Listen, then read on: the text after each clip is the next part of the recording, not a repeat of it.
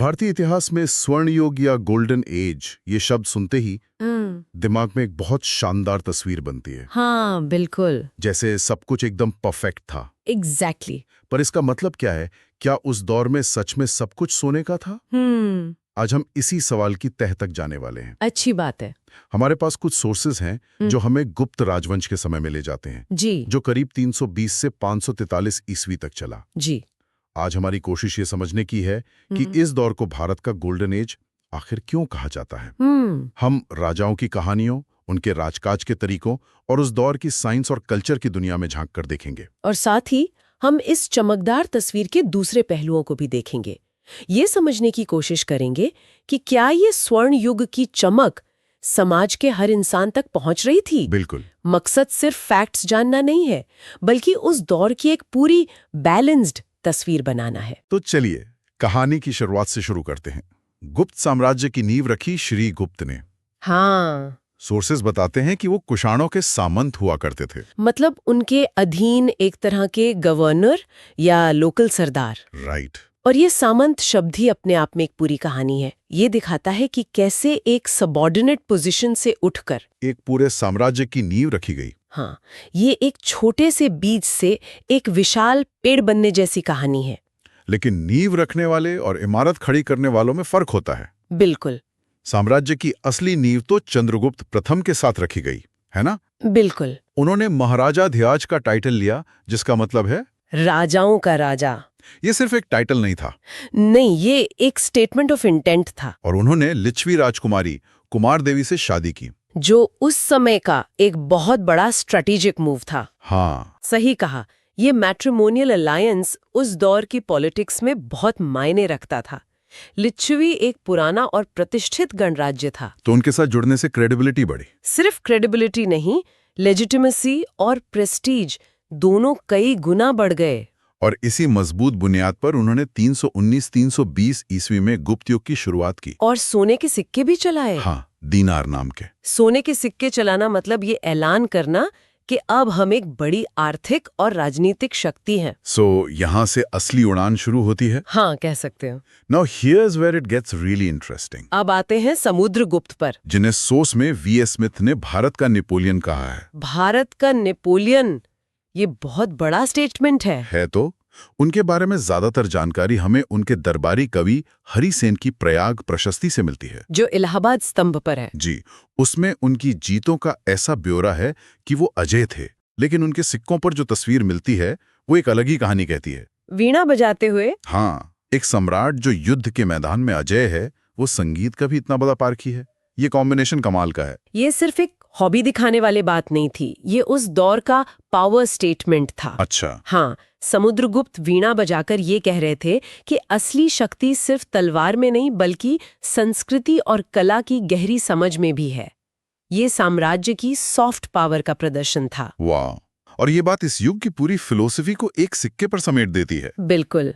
वैसे उन्होंने सर्वराज उच्छेदता, यानी सभी राजाओं को उखाड़ फेंकने वाला जैसे टाइटल भी लिए थे। तो सॉफ्ट पावर के साथ हार्ड पावर का भी पूरा प्रदर्शन था। बिल्कुल। और उन्होंने सिलोन, मतलब आज के श्रीलंका के बौद्ध राजा को बोध गया में एक मठ बनाने की परमिशन भी दी, जो उनके इन्फ्लुएंस को दिखाता है कि उनका प्रभाव भारत की सीमाओं के बाहर भी था। अब कहानी में थोड़ा और ड्रामा आता है चंद्रगुप्त द्वितीय के साथ, जिन्हें हम विक्रमादित्य के नाम से बेहतर जानते हैं। हाँ, विक्रमादित्य। कहा जाता है कि उन्होंने अपने भाई रामगुप्त को हटाकर सत्ता हासिल की थी और एक शक आक्रमणकारी की हत्या भी की थी। जी, और शकों पर अपनी जीत के बाद ही उन्होंने विक्रमादित्य की उपाधि ली थी, जिसका जिक्र दिल्ली के मेहरौली लौह स्तंभ में मिलता है। हाँ, वही लौह स्तंभ जो आज भी बिना जंग लगे खड़ा है। इनक्रेडिबल।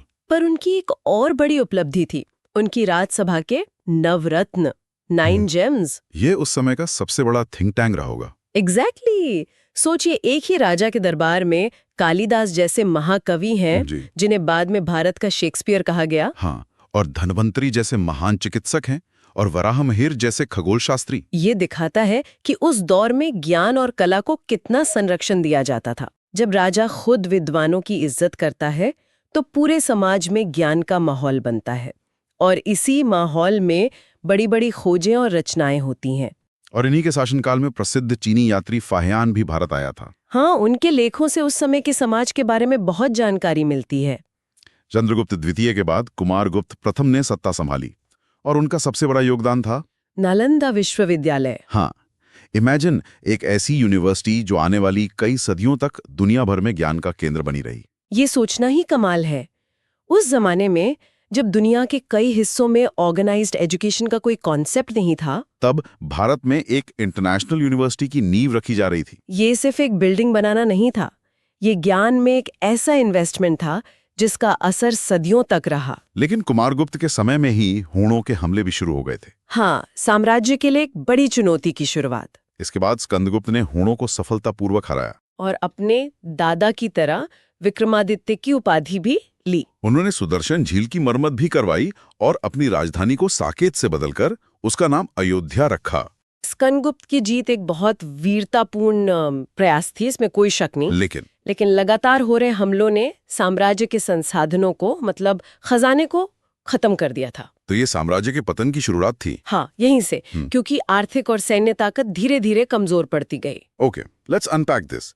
इतना बड़ा साम्राज्य चलता कैसे था? प्रशासन कैसा था? एडमिनिस्ट्रेशन मतलब विकेंद्रीकृत था, डिसेंट्रलाइज्ड। मतलब सारी शक्ति राजा के हाथ में नहीं थी? नहीं, साम्राज्य को भुक्तियों यानी प्रांतों में बांटा गया था, भुक्तियों को विषयों यानी जिलों में और फिर गांवों में। तो हर लेवल पर अधिकारी होते थे? जी, लेकिन यहाँ ये समझना जरूरी है कि ये विकेंद्रीकृत व्यवस्था तब तक ही कारगर थी जब तक केंद्र में एक मजबूत शासक हो। बिल्कुल, जैसे ही केंद्रीय शक्ति कमजोर हुई, साम्राज्य के हिस्से टूटने लगे। Make sense. और टैक्सेस का क्या? सोर्स में कई तरह के टैक्स का जिक्र है। भाग, जो उपज का छठा हिस्सा होता था, 1/6 ऑफ द प्रोड्यूस। ठीक है। भोग था जिसमें फल फूल जैसे चीजें दी जाती थीं। बलि एक और कर था और एक था विष्टि। विष्टि, इसका मतलब है बेगार या फोर्स्ड लेबर। हाँ, ये शब्द स्वर्ण युग की चमक पर एक सवालिया निशान लगाता है ना? बिल्कुल। विष्टि या बेगार का होना ये बताता है कि स्वर्ण युग की चमक शायद समाज के हर व्यक्ति तक नहीं पहुंची थी। ये उस समय की सामाजिक संरचना की एक हकीकत को भी सामने लाता है। तो एक तरफ महान उपलब्धियां हैं और दूसरी तरफ ऐसी सामाजिक सच्चाइयां। अब बात करते हैं आर्ट एंड कल्चर की, जो इस युग की सबसे बड़ी पहचान है। हाँ, और कला के क्षेत्र में जो काम हुआ वो वाकई अभूतपूर्व था। देवगढ़ का दशावतार मंदिर, भीतर गांव का ईंटों से बना मंदिर और मध्य प्रदेश की बाघ गुफाओं की अद्भुत चित्रकला, ये सब इसी दौर की देन है। यहाँ एक और पावरफुल डायनेस्टी का जिक्र करना जरूरी है, वाकाटक। हाँ, जो गुप्तों के समकालीन थे। और अजंता की प्रसिद्ध गुफाओं की खुदाई और चित्रकारी, वो वाकाटक राजा हरिसेन के संरक्षण में हुई थी। बिल्कुल, ये दिखाता है कि उस दौर में कला और संस्कृति का विकास केवल गुप्त साम्राज्य तक ही सीमित नहीं था। मतलब ये एक golden age for the subcontinent था, न कि सिर्फ एक गुप्ता गोल्डन एज कह सकते हैं। लेकिन इसी दौर में सती प्रथा का पहला अभिलेखीय साक्ष्य भी मिलता है। हाँ, भानुगुप्त के एरण स्तंभ शिलालेख में। ये उस युग का एक स्याह पहलू है। बिल्कुल, उसमें बताया गया है कि राजा के एक सेनापति गोपराज की मृत्यु के बाद उनकी पत्नी चिता पर सती हो गई थीं। तो इसे नजरअंदाज नहीं किया जा सकता। नहीं, बिल्कुल नहीं। So what does this all mean? इस पूरी तस्वीर को जोड़कर देखें तो हमें क्या समझ आता है? शानदार कला है और एक जटिल प्रशासनिक व्यवस्था है।